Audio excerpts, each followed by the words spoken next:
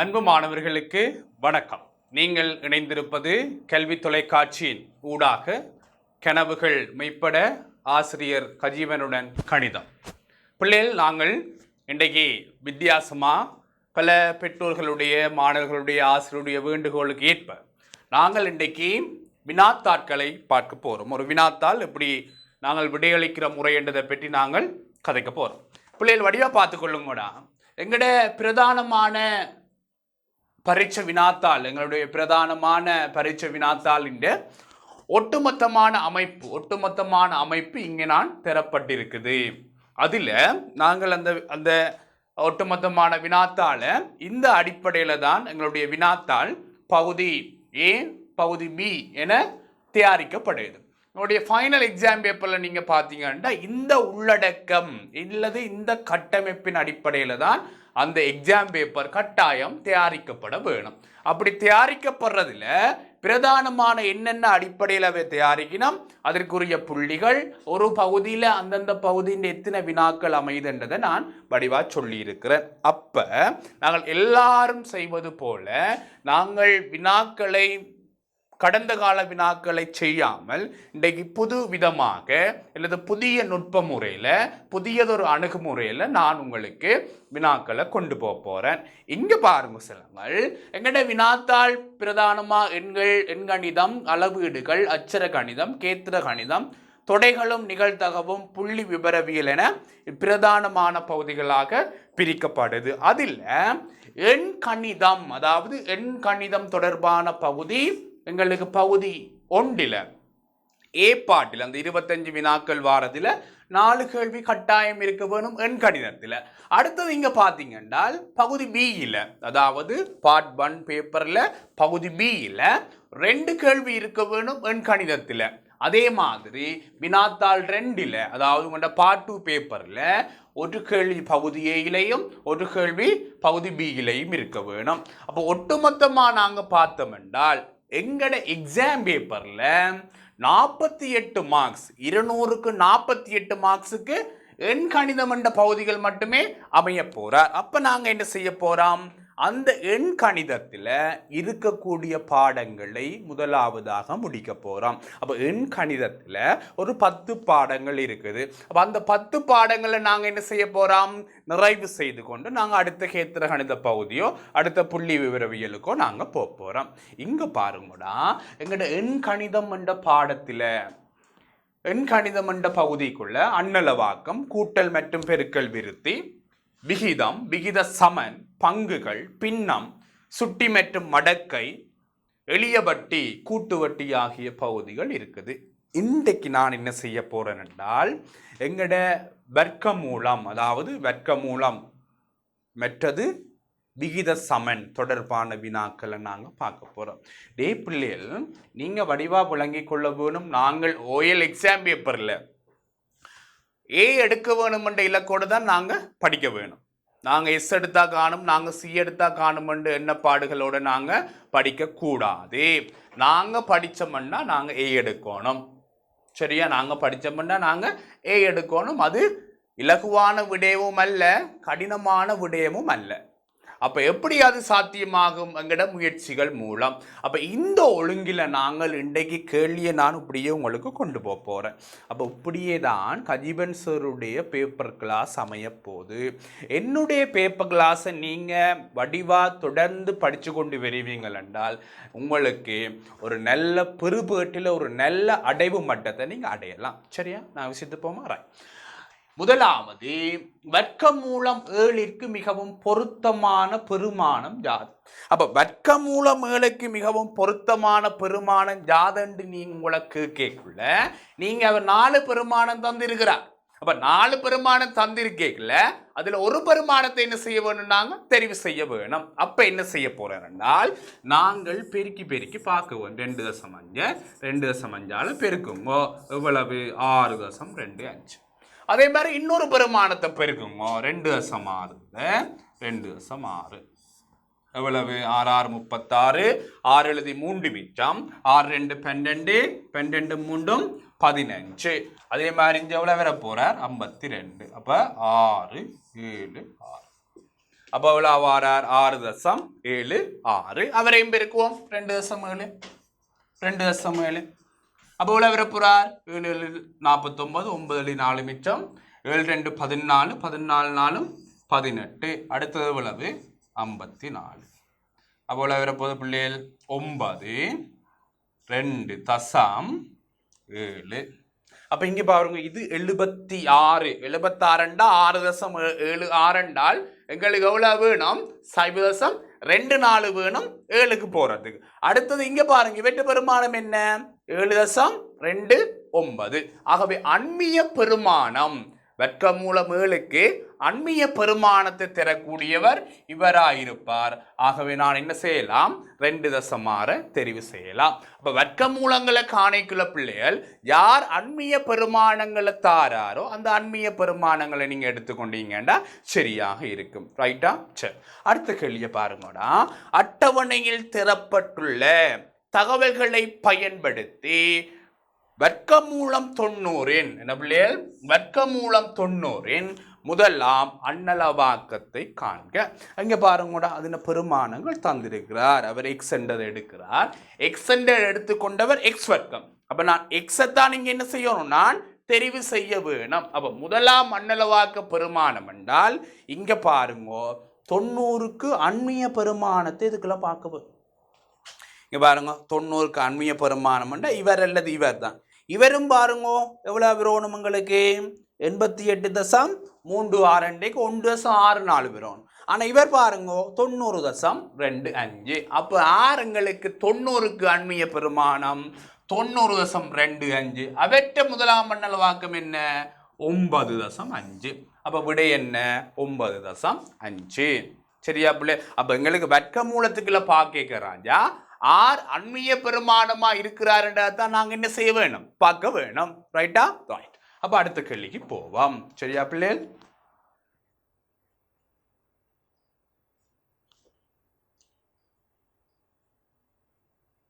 Right. சாதாரண முறையின் வர்க்கமூலம் 12 வர்க்கமூலத்தை காண்பதற்கான சில தொடக்க படிமுறைகள் இங்கு காணப்படுகின்றன. இதில் எக்ஸ் y கண்டுபிடிக்கட்டா. இது வகுத்தல் முறை. என்ன முறை? வகுத்தல் முறை. அப்ப வகுத்தல் முறையை பற்றி நாங்க என்ன செய்திருப்போம் வகுப்புல தெளிவா படிச்சிருப்போம். அப்ப படிக்க நீங்கள் உங்களுக்கு சேர்மார் சொல்லி இருப்பினாம் அல்லது நீங்களும் அதை அடையாளம் கண்டிருப்பீங்கள். எங்களுக்கு இந்த ஒழுங்கில என்ன பெருமானங்கள் அமையுதோ அதே ஒழுங்கில தான் இங்க பெருமானங்கள் அமையும். இப்ப உதாரணத்துக்கு ராஜா இங்க 3 6 9 இருந்தா இந்த ஓரங்கள்லையும் 3 6 9 தான் அமையும். அப்ப இவரும் சமனா அமைவார், இவரும் சமனா அமைவார், இவரும் சமனா அமைவார். அப்ப எங்களுக்கு தெரிய வேணும் இங்க இருக்கிற பெருமானம் தான் இங்க இருக்கும், அதே மாதிரி இங்க இருக்கிற பெருமானம் தான் இங்க இருக்கும், இங்க இருக்கிற பெருமானம் தான் இங்க இருக்கும். அந்த அடிப்படையில நான் என்ன சொல்ல போறேன் இங்க எக்ஸ் என்றவர் யாரா இருக்க வேணும் பிள்ளைகள் கட்டாயம் 3 இருக்க வேணும். y என்றவர் யாரா இருக்கணும் பிள்ளைகள் கட்டாயம் 4 இருக்க வேணும். அப்ப y என்றவர் யாரா இருக்கணும் 4 இருக்கணும், எக்ஸ் என்றவர் 3 இருக்கணும். அப்ப கணக்கு செய்யல எங்களுக்கு என்ன வரணும் எஸ் இப்படித்தான் அவர் அமைகிறார் என்ற என்ன பாடங்கள்ட்ட இருக்கணும். இல்லைன்னா என்ன செய்யலாது நாங்க கணக்கு செய்ய முடியாது. அப்ப நான் கணக்கு செய்ய அந்த ஒழுங்க பாக்குறோம் என்ன பிள்ளைகள். அப்ப இங்க பாருங்க 3 என்றால் இங்க 3 தான் இருக்க வேணும். இங்க y இருந்தால் அங்க இருக்கிறவரும் வைக்கு சமனான பெருமானமா தான் என்ன செய்வார் இருப்பார். அப்ப இங்க பாருங்க வையிட பெருமானம் 4. சரியாடா? அப்ப வர்க்க மூலத்துல பெரும்பாலும் இவ்வாறான வினாக்கள் தான் என்ன செய்யும் உங்களுக்கு அமையும். ஆகவே அது தொடர்பான வினாக்களை நாங்க பார்த்திருக்கிறோம். சரியா? ஒரு கவடியா பார்த்துக்கொள்ளுங்க ராஜா. ரைட். சரியா? ரைட். இப்ப நாங்கள் வேலை தொடர்பான அதாவது நேர்மாறு விகித சமநிலை என்ன பிள்ளைகள் நேர்மாறு விகித சமநிலை நீங்க படிச்ச வேலை தொடர்பான கணித்தல்களுக்குள்ள நான் போறேன். நீங்க தெளிவா படிச்சிருப்பீங்க. நாங்கள் கணிதத்தில் கதைக்கிற வேலைன்ற அலகு மனித நாட்கள், மனித மணித்தியாலங்கள், இயந்திர நாட்கள், இயந்திர மணித்தியாலங்கள் என்று கதைச்சிருப்போம். ஓமா இல்லையா? நாங்க விஞ்ஞானத்துல வேலைன்ற அலகு வேற, ஆனா கணிதத்துல நாங்க என்ன சொல்லுவோம், ஒரு வேலையை நாங்க அளவீடு செய்யறதுக்கு மனித நாட்கள் என்று தான் கதைக்க போறோம். அந்த அடிப்படையிலான வினாக்கள் இவ கட்டாயம் ஒரு கேள்வி இருக்குமாடாப்பா. என்ன செய்யும், கட்டாயம் ஒரு கேள்வி எங்கட எக்ஸாம் பேப்பர்ல இருக்கும் வேலை தொடர்பான கேள்வி இருக்கும். எல்லாரும் என்ன செய்வார், பகுதி 1ல பி பாட்டில ஒரு பகுதி கேள்வியா போட்டுடுவார். அப்ப அது தொடர்பான வினாக்களை நாங்கள் இதுவரைக்கும் வந்த வினாக்களும் இனி வரக்கூடிய வினாக்களையும் நாங்க பார்க்க போறோம். சரியா பிள்ளை? ரைட், விஷயத்துக்குள்ள வாங்கடா. இப்ப நான் என்ன சொல்லுறேன், 4 மனிதர் சேர்ந்து 3 நாட்கள் வேலை செய்தால், 4 மனிதர்கள் சேர்ந்து 3 நாட்கள் வேலை செய்தால் வேலையின் பருமன் என்ன சொல்லுங்க பாப்போம். என்ன வர போறார்? எஸ், நாம் 3 12 மனித நாட்கள் என்று சொல்லுவோம். என்ன மனித நாட்கள் பாத்தீங்களா? அப்ப 4 மனிதர் 3 நாட்கள் வேலை செய்தா 12 நம்முண்டு 12 மனித நாட்கள். அப்ப இது தொடர்பான எல்லா விடயங்களையும் நாங்க படிச்சிருப்போம். இப்ப நாங்கள் எங்கட கேள்விக்கு போவோம். இங்க பாருங்க, குறித்த வேலையின் 4ல் ஒரு பங்கை 4 மனிதர் 6 நாட்களில் செய்து முடித்தனர். மீதி வேலையை மேலும் 6 நாட்களில் செய்து முடிக்க புதிதாக எத்தனை மனிதர் தேவை? அப்ப இங்க பாருங்க, ஒரு வேலைன்ற 4ல் ஒரு பங்கை முடிக்க போயிடும். எத்தனை பேர்? 4 6. அப்ப அந்த 4ல் ஒரு பங்கு வேலை சமன் 4 தர 6 மனித நாட்கள். ஏற்றுக்கொள்றீங்களா? சரிதானே பிள்ளைல? அப்ப மீதி வேலை என்ன? 4ல் 3 பங்கு. 4ல் 1 முடிஞ்சா மீதி வேலை என்ன பிள்ளைகள்? 4ல் 3 பங்கு. அது எவ்வளவா இருக்கும்? இந்த 24 3 மடங்கா இருக்கும். ஏற்றுக்கொள்றீங்களா? எஸ். ஏன் ஒரு பங்கு சார் 24 என்றால் 3 பங்கு 24 3 மடங்கா இருக்கும். அப்ப 24 தர 3. இதுதான் எஞ்சி இருக்கக்கூடிய வேலை. இங்க பாருங்க, மீதி வேலை 24 தர 3. இந்த வேலைய 6 நாட்களில் செய்து முடிக்க. அப்ப செய்து முடிக்க போற நாள் 6 நாள். அப்ப 6ஆல பிரிக்க போறேன்னா, அப்ப மனிதர்களின் எண்ணிக்கை தேவைன்னா நாட்களின் எண்ணிக்கையால பிரிக்கும். நாட்களின் எண்ணிக்கை தேவை என்றால் மனிதர்களின் எண்ணிக்கையால பிரிக்கணும். அதுதான் அடிப்படை. அப்ப இங்க பாருங்க, எவ்வளவு மனித நாட்கள் வேலைய 6 நாட்களில் முடிக்க 12 மனிதர் தேவை. எத்தனை பேர் தேவை? 12 மனிதர். இதோ கேள்வி. இது கேள்வி இல்ல. இந்த 12 மனித நாள்ன்றது கேள்வி இல்ல. அவர் என்ன கேட்கிறார்? புதிதாக எத்தனை பேரை இணைக்க வேணும்? அப்ப புதிதாக எத்தனை பேரை இணைக்க வேணும்? இங்க பாருங்க, 12 பேர் தேவை. ஏற்கனவே எங்கள்கிட்ட இருந்தாக்கள் 4 மனிதர். ஆகவே புதிதாக இணைக்க வேண்டியவர் எத்தனை பேர்? 8 மனிதர். பாத்தீங்களா பிள்ளை? ஆன்சர் வந்துட்டு பாத்தீங்களா? அப்ப புதிதாக எத்தனை பேர் இணைக்க வேணும்? 8 பேரை இணைக்க வேணும். ரைட். அப்ப 8 மனிதர் என்பதுதான் எங்களுக்குரிய என்னவா இருக்கும்? விடையாக இருக்கும். சரியா? பார்த்துக்கொள்ளுங்க ராஜா வடிவா. சரியா? ரைட். அடுத்த கேள்வியை பாருங்க பிள்ளைகள். 4 மனிதர் தினமும் 6 மணித்தியாலம் வேலை செய்து 8 நாட்களில் முடிக்கும் வேலையை அதே திறமையுடைய 3 மனிதர் தினமும் 8 மணித்தியாலம் வேலை செய்து எத்தனை நாட்களில் முடிப்பர்? அப்ப நீங்க குழப்பம் அடையக்கூடாது. என்ன செய்யக்கூடாது? குழப்பம் அடையக்கூடாது. என்ன இங்க நாட்களும் பெருது மணித்தியாலங்களும் பெருதுன்னு நீங்க யோசிக்க கூடாது. அப்ப இங்க நாட்களும் மணித்தியாலங்களும் வந்தால் நாங்கள் வேலையிட பெருமனை மனித மணித்தியாலங்கள்ல தான் கொடுக்கணும். என்னத்துல கொடுக்கணும்? மனித மணித்தியாலங்கள்ல கொடுக்கணும். ராஜா வடிவா பாருங்க.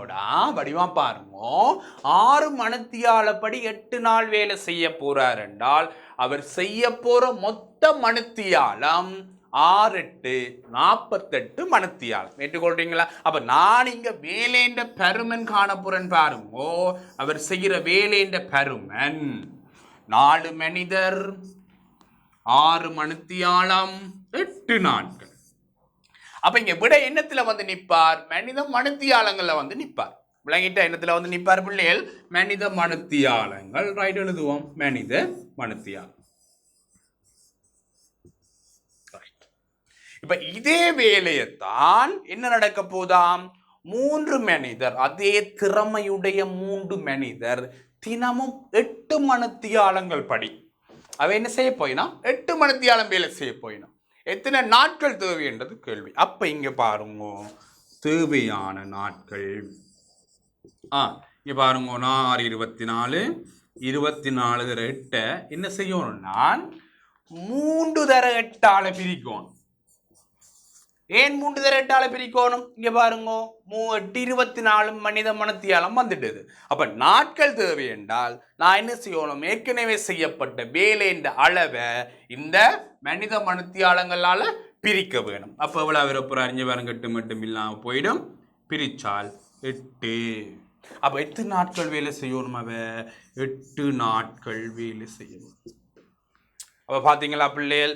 4 மனிதர் 6 மணித்தியாலப்படி 8 நாள் வேலை செய்யறது. இவ என்ன செய்ய போயினுமாம்? 3 மனிதர் 8 மணித்தியாலப்படி 8 நாட்கள் வேலை செய்யணும். விளங்கிட்டா? அப்ப இங்க முக்கியமடா ராஜா வேலையிட பெருமன் காண்றது. என்ன முக்கியம்? வேலையிட பெருமன் காண்றதா முக்கியம். அதை கண்டுட்டோம் என்றால் எங்களுக்கு அடுத்த விஷயம் என்னவா இருக்கும்? இலக்குவான ஓர் விடயமாக இருக்கும். சரியா? ரைட். அப்ப ஒரு கவடியா பார்த்து கொள்ளுங்க ராஜா. நாங்க அடுத்த கேள்வியை நோக்கி போறோம். ரைட், இங்க பாருங்க பிள்ளைகள், இது கொஞ்சம் கஷ்டமா இருக்கும். எப்படி? கொஞ்சம் கஷ்டமா இருக்கும். ஆனா சார் வடிவா தெளிவா சொல்றேன், நீங்க கேட்டுக்கொள்ளுங்க. எடே ராஜா, 2 ஆண்கள் ஒரு நாளில் செய்யும் வேலையை 5 பெண்கள் ஒரு நாளில் செய்து முடிப்பர். 7 பெண்கள் 10 நாளில் செய்யும் வேலையை 2 ஆண்கள் எத்தனை நாளில் செய்வர்? இங்க வடிவா கவனிக்கணும். ஆண்கள் பெண்கள், ஆண்கள் செய்கிற வேலேண்ட திறனுக்கும் பெண்கள் செய்கிற வேலேண்ட திறனுக்கும் வித்தியாசம் இருக்கு. அப்ப 2 பேரும் மனிதர்கள் தானே என்ற அடிப்படையில நான் இத மனித நாட்கள் என்று எடுக்க முடியாது. அப்ப நான் இங்க என்னென்று வேலேண்ட அழக சொல்ல வேணும்? ஆண் நாட்கள் பெண் நாட்கள் என்று தான் நான் எடுக்க வேணும். அப்ப இங்க என்ன நடக்க போகுது? வேலேண்ட பெருமனை நான் மனித நாட்கள் என்று பொதுவா எடுக்கலாடா. என்ன எடுக்கணும்? நான் ஆண் நாட்கள் என்று தான் பெண் நாட்கள் என்று தான் எடுக்க வேணும். நியாயமா இல்லையா பிள்ளைகள்? அப்போ ஒரு வேலை செய்ப்ப உதாரணத்துக்கு நீங்க யோசிச்சு கொண்டீங்கன்னா, எங்கட வீட்டில் நாங்கள் உதாரணத்துக்கு எங்கட அப்பா என்ன செய்வார்? பட்டண்டு தேங்காய் அரிச்சு கொண்டு வந்துடுவார். இல்லைண்ணா, தேங்காய் அரிச்சுன்னு வந்துடுவார். இதே அம்மா போனால் என்ன செய்வான்? மத்தியான சாப்பாட்டுக்கு தேங்காய் உரிக்க போனால் இரவு புட்டுக்கு தானே என்ன செய்வான்? தேங்காய் கொண்டு வருவா. இதையே மாறி விட்டு பாருங்க, அப்பாவை புட்ட வைக்க விட்டு பாருங்க, என்ன வந்து நிற்கும்? புட்ட வைக்க விட்டா கடைசியில் கையில் ரொட்டி தான் வந்து நிற்கும். அப்போ வேலேண்ட திறனில் வித்தியாசம் இருக்குடாப்பா. என்ன இருக்குது? வேலேண்ட திறனில் வித்தியாசம் இருக்குது. இங்கே பாருங்க, 2 ஆண்கள் ஒரு நாளில் செய்யும் வேலையை 5 பெண்கள் செய்ய போயினோம். ஒரு நாள் தான் வேலை செய்ய போயினோம். அப்ப நான் எடுத்துக்கொள்ளலாம் 2 ஆண்கள் சமன் 5 பெண்கள். தானே? என்ன பிள்ளை? 2 ஆண்களின் திறமை 5 பெண்களின் வேலை செய்யும் திறனுக்கு சமன். இப்ப நான் என்ன செய்ய போறேன்? ஒரு ஆண் 5 கீழ் 2 பெண்களுக்கு சமன். சரியா பிள்ளை? ஒரு ஆண் 5 கீழ் 2 பெண்களின் வேலை செய்யும் திறனுக்கு சமனாயிருப்பார். அப்ப நீங்க இப்படி கணக்கு வந்தால் ஒன்றில் ஒரு ஆணை பெண் சார்பாக சொல்ல வேணும், அல்லது ஒரு பெண்ணை ஆண் சார்பாக சொல்ல வேண்டும். அப்ப நான் என்ன செய்திருக்கிறேன்? ஒரு ஆண் 5 2 பெண்களுக்கு சமன் என்று எடுத்திருக்கிறேன். சரியா? ரைட். இப்ப நாங்க தொடர்ந்து வாசிப்போம். 7 பெண்கள் 10 நாளில் செய்யும் வேலையை. டே ராஜா, 7 பொம்பளை பிள்ளைகள் 7 பெண் பிள்ளைகள் எத்தனை நாள் வேலை செய்ய போயினோம்? 10 நாள் வேலை செய்ய போயினோம் என்றால் அவ செய்ய போற வேலை என்ற அளவு 7 தர 10. அப்ப 7 பெண்கள் ராஜா, 7 பெண்கள் 10 நாட்கள் வேலை செய்ய போயினோம். அப்ப வேலை செய்கிறேன் அளவு என்னவா இருக்கும்? 7 தர 10 இருக்கும். இங்கதான் பிரச்சனை. அவர் கேட்கிறது இந்த வேலையை 4 ஆண்கள் செய்ய போயினமாம். அப்ப நான் உடனே பிரித்தல் அடையாளம் போட்டு 4 ஆண்கள் என்று பிரிக்க முடியாது. ஏன்? இங்க பெண்ணாட்கள்ல விட வருவார், கீழே ஆண்களால பிரிக்கலாம். அப்ப பெண்ணாட்களை பெண்களாலாம் பிரிக்கணும், ஆண் நாட்களை ஆண்களாலாம் பிரிக்கணும். அப்ப நான் என்ன செய்யணும்? இந்த 4 ஆண் என்று போட்டு பிரிக்க முடியாது. அப்ப நான் ஒரு வேலை செய்ய வேணும், இந்த ஆண்களை பெண்களாக மாற்ற வேணும். என்ன செய்யணும்? ஆண்களை பெண்களாக மாற்ற வேணும். எப்படி மாற்றுறன்னு கேட்காதீங்க. ஏன்? இங்க பாருங்கோ, ஒரு ஆண் 5 பெண்ணுக்கு சமனாமடா. டே செல்லங்கள், ஒரு ஆண் 5 பெண்களுக்கு சமன் என்று தொடர்படுத்திட்டோம் இல்லை? அப்ப என்ன செய்ய போறேன்? இந்த 70 பெண் நாட்கள் இந்த 4 பேரையும் பட்டண்டு மாத்த போறேன் பெண்களா. எப்படி மாத்த போறேன்? பொம்பளை பிள்ளைகளா மாத்த போறேன். அப்ப ஒரு ஆண் 5 என்றால் 4 பேரும் 4 தர 5 குழந்தைகள் இங்க பாருங்கடா, 2 ஈர் 5 10. அப்ப என்ன வர போறார்? 70 10 என்றால் என்ன வர போறார்? 7 என்னடா ராஜா? 7 நாட்கள். அப்ப பாத்தீங்களா குழந்தைகள், இங்க பாத்தீங்களா? 7 பெண்கள் 10 நாள் செய்யற வேலையை 4 பேர் எத்தனை நாள்ல முடிச்சுனா? 7 நாள்ல முடிச்சுட்டீங்கன்னா. அப்ப இது ஒரு முக்கியமான வினா, எல்லா பிள்ளைகளும் கஷ்டப்படுற வினா. அப்ப திருப்பி ஒருக்கா சொல்றேன் கேட்டுக்கொள்ளுங்கடா, திருப்பி ஒருக்கா சொல்றேன் கேட்டுக்கொள்ளுங்க. ஆண்கள் பெண்கள் தொடர்பாக கேள்வி வந்தால் ஒன்றில் ஒரு ஆண் எத்தனை பெண்களுக்கு சமன் என்று நான் எடுக்க வேணும், அல்லது ஒரு பெண் இத்தனை ஆண்களுக்கு சமன் என்று எடுக்க வேணும். எடுத்துட்டால் எங்கட வளமையான செயற்பாடுபடி நாங்க செய்து கொண்டு போகலாம். சரியா பிள்ளைகள்? கீழே விளங்கிடுதாடா? ரைட். அடுத்த விஷயத்துக்கு போவோமா? ஒரு வழியா பார்த்து கொள்ளுங்க. ரைட்.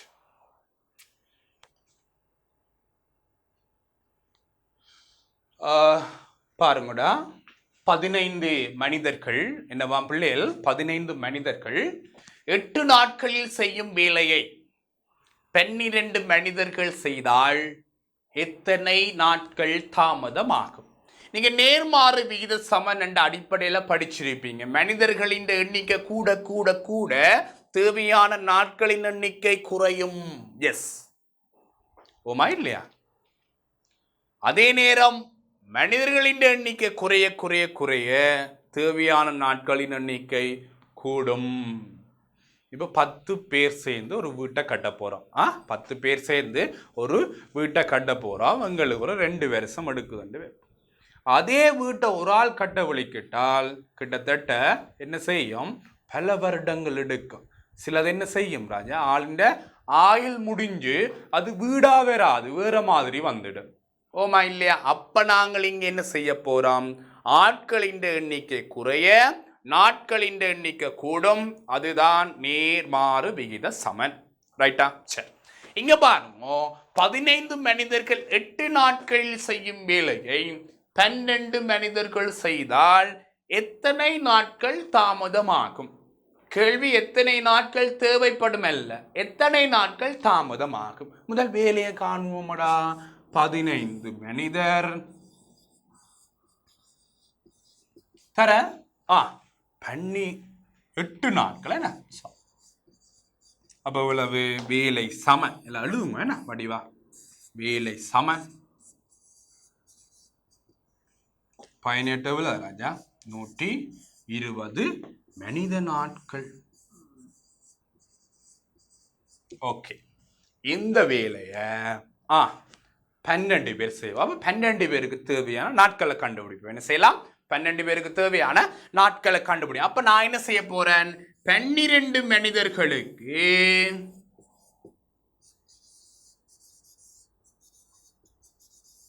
தேவையான நாட்கள்.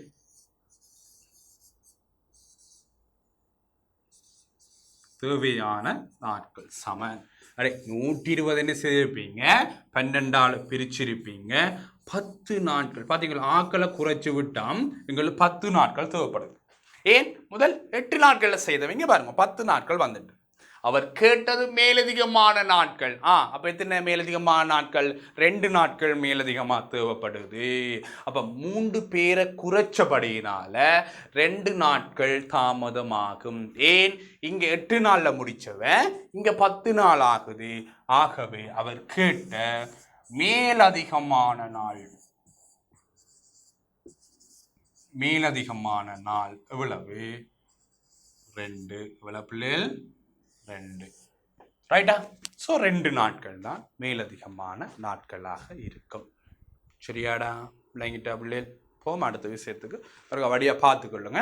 இருக்கா வடியா பார்த்துக்கொள்ளுங்க. நாங்கள் என்ன செய்யலாது மற்ற பாடங்களை மாதிரி நாங்கள் அவசரப்பட்டு ஓடையலாது. என்ன கணிதம் இல்லை. அப்போ உங்களுக்குரிய தெளிவான விளக்கம் இருக்க வேணும்.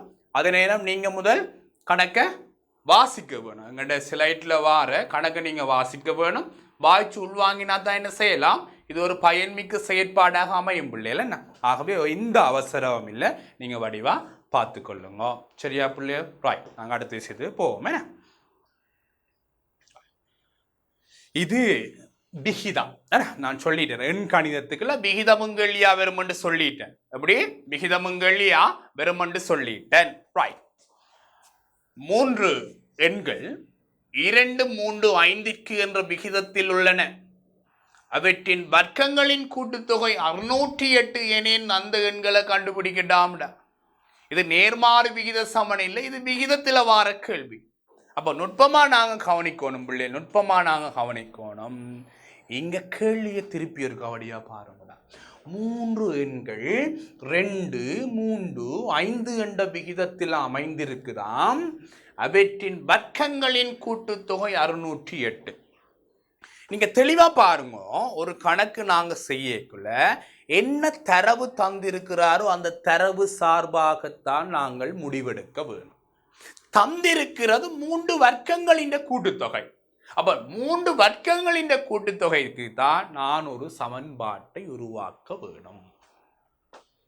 அப்ப தந்திருக்கிற தரவு 3 எண்களின் வர்க்கங்களின் கூட்டுத்தொகை.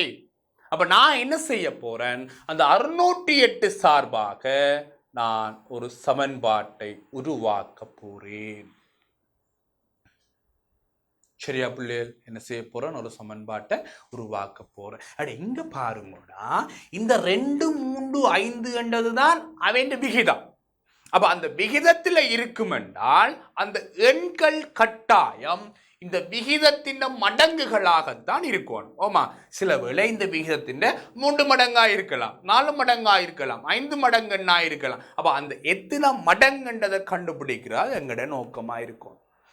சில வேளை 2ஆல பெருக்கப்பட்டு 4, 6, 10 இருக்கலாம். சில வேளை 3ஆல பெருக்கப்பட்டு 6, 9, 15 இருக்கலாம். அப்ப எத்தனையால பெருக்கப்பட்டு வாராருன்றதுதான் விஷயம். அப்ப நான் என்ன செய்ய போறேன், அந்த 3 எண்களையும் 2x, 3x, 5x என்று வைக்க போறேன். எக்ஸ கண்டுபிடிச்சா அளவுகள் சரி, எக்ஸ கண்டுபிடிச்சா விஷயம் சரி. அப்ப அந்த எண்களை என்ன செய்ய போறார் ஹஜிவன் சார், 2x என்று வைக்க போறார், 3x என்று வைக்க போறார், 5x என்று வைக்க போறார். இப்ப அடுத்த முடிவு என்ன ராஜா, 3 எண்களின் அதும் வர்க்கங்களின் கூட்டுத்தொகை 608. அப்ப என்ன செய்ய போறேன், நான் 2x என்று வச்சா அவற்ற வர்க்கம் 2x இன் வர்க்கம், 3x என்று வச்சா 3x இன் வர்க்கம், சோ 3x இன் வர்க்கம். அடுத்தது 5x இன் வர்க்கம் பிள்ளைகள் 608. இங்க பாருங்க, ஒன்றும் கண்டுபிடிக்கல நாங்க. அவர் என்ன சொல்றாரோ அதை செய்யறோம், அவ்வளவுதான் ராஜா. என்ன சொல்றாரோ அவ்வளோத்தை செய்யறோம், வேற எதுவும் இல்லை. அப்ப 3 எண்களின் வர்க்கங்களின் கூட்டுத்தொகை 608 சொன்னவர் எழுதிட்டார் ராஜன் சார் சமன்பாடு. சுருக்குவோம். அப்ப பாருங்க பிள்ளை, 4x வர்க்கம் சக 9x வர்க்கம் சக 25x வர்க்கம் சமன் 608. பிள்ளை இனி சுருக்குறான 4, 9, 13, 13, 25, 38 எக்ஸ் வர்க்கம் சமன் 608. Right, okay. அப்போ எக்ஸ் வர்க்கம் என்ன? எக்ஸ் வர்க்கம் 608 பிரிக்க போறேன்டா என்னத்தால? 38ஆல. ஓகேயா? சரி, பார்ப்போமே. ரைட். அப்போ எக்ஸ் வர்க்கம் சமன் 608 38ஆல பிரிச்சா அவ்வளவு வருதா ராஜா? ஓகே, 16. 16 தானே? ரைட். ஒரு முறை எவ்வளவு? 22. 22 228. சரிதானே பிள்ளைகள்? 6ஆல பிரிக்கும். ஆனா என்ன? சரிதானே? ரைட். ஆகவே எக்ஸ் வர்க்கம் சமன் என்ன? 16. ஆகவே குழந்தைகள் எக்ஸ் என்ன? எக்ஸ் என்ன? எக்ஸாமன் 4. எக்ஸாமன் 4. இனி என்ன அடிச்சு தூக்க வேண்டியா? அப்போ எக்ஸை கண்டு வீட்டை போகிறதோ இல்லை, என்ன செய்யணும்? 2 எக்ஸை கண்டுபிடிக்கணும், 3 எக்ஸை கண்டுபிடிக்கணும், 5 எக்ஸை கண்டுபிடிக்கணும். ஏன்? அந்த எண்கள் 2x 3x 5x தானேடா. அப்போ அவரைத்தான் நாங்கள் கண்டுபிடிச்சு கொடுக்கணும். அப்போ 2xை கண்டுபிடிச்சால் இங்கே பாருங்க, 2xை கண்டுபிடிச்சால் 2 தர 4 8. 3xை கண்டுபிடிச்சால் 3 தர 4 12. 5xை கண்டுபிடிச்சால் 5 தர 4 20. விடை எழுதி போட்டு வீட்டை பாருல செக் பண்ணி பார்க்கணும் சரியா பிள்ளையாண்டு. இங்க பாருங்க, இவற்ற வர்க்கம் என்ன? 64. இவற்ற வர்க்கம் என்ன? 144. இவற்ற வர்க்கம் என்ன? 400. கூட்டுங்கூட ராஜா, கூட்டுங்கூட செல்லுங்கள். 608 வருவார்.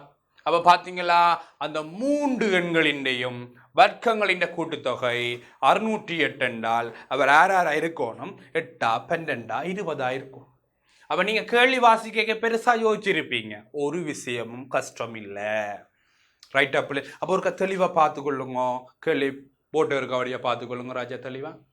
ரைட்டா? ரைட். சரி,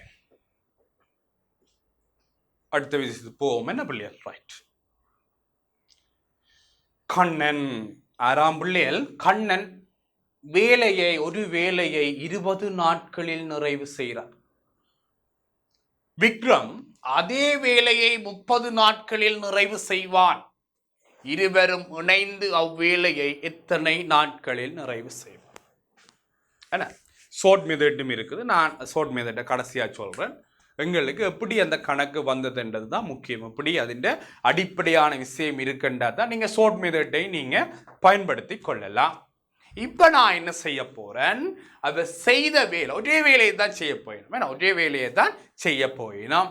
ஏன்னா இப்போ உதாரணத்துக்கு விக்ரமும் மாலை கட்ட போறார், எங்க கண்ணனும் மாலை கட்ட போறார், 2 வைப்போம். அப்போ ஒரே மாலை தான் கட்ட போயிடும். அதை எத்தனை நாள் இவர் கட்டி முடிப்பாராம்?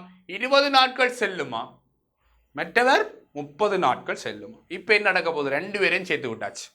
2 பேரும் சேர்ந்து மாலை கட்டுங்க. எவ்வளவு நாட்கள்ல கட்டினம்ன்றது கேள்வி. டே செல்லம், விஷயத்துக்குள்ள வாட கஷ்டம் இல்லை. அவ செய்த வேலைன்ற அளவை நான் எக்ஸ் வைக்கிறேன். சும்மா வைக்கிறேன் எக்ஸ். வேலை செய்த என்ன வேலை என்று தெரியாதானே? வேலை செய்த பெருமனும் எனக்கு தெரியாது. ஸோ நான் வேலை எக்ஸ் வைக்கிறேன். ரைட்டா? ரைட். ஆகவே இந்த வேலையை 20 நாளில் கண்ணன் செய்கிறான். அப்ப 20 நாளில் கண்ணன் செய்த வேலை எக்ஸ். அப்ப ஒரு நாள் எவ்வளவு வேலை செய்வான்? ஒரு நாள் எவ்வளவு வேலை செய்வான்? எக்ஸ் 20. ஓமே. ஏன்? ஒரு நாள்ல கண்ணன் எவ்வளவு வேலை செய்வார், ஒரு நாள்ல விக்ரம் எவ்வளவு வேலை செய்வார் என்று தெரிஞ்சாதான் நான் என்ன செய்யலாம்? 2 பேரும் ஒரு நாளில் செய்யும் வேலையை கூட்டி போட்டு வேலையிட பருமனை பிரிக்கலாம். அப்ப எனக்கு தேவை கண்ணன் ஒரு நாள் எவ்வளவு கட்டி முடிப்பார் மாலை, விக்ரம் ஒரு நாள் எவ்வளவு மாலை கட்டுவார். அப்ப 2 பேரும் செய்யறத கூட்டி வேலையிட பருமனை பிரிச்சால் நாட்களின் எண்ணிக்கை வருவார். நியாயம் தானே? ரைட். அப்ப இங்க பாருங்க, ஒரு நாளில் எக்ஸ் 20. இதே மாதிரி தான் எங்கட விக்ரம் என்ன செய்வார்? விக்ரம் என்ன செய்வார் பிள்ளைகள்? விக்ரம் 30 நாளில் செய்கிற வேலையை தான் நான் எக்ஸ் வச்சேன். அப்ப ஒரு நாளில் செய்யற வேலை என்ன? ஒரு நாளில் செய்யற வேலை எக்ஸின் கீழ் 30. அப்ப ஒரு நாளில் விக்ரம் செய்யற வேலை எக்ஸின் கீழ் 30. இப்ப நீங்க சொல்லுவீங்க இருவரும் ஒரு நாளில் செய்யும் வேலை. அப்ப இருவரும் விஷயத்துக்குள்ள வந்துட்டோமே, இருவரும் ஒரு நாளில் செய்யும் வேலை. அப்ப இங்க பாருங்க, ஒரு நாள் செய்யற வேலை என்ன செய்ய போறோம்? அவற்றை கூட்ட போறோம். ஆகவே எக்ஸிங்கள் 20 சக எக்ஸிங்கள் போமாசி என்னடா 60 போமாசி.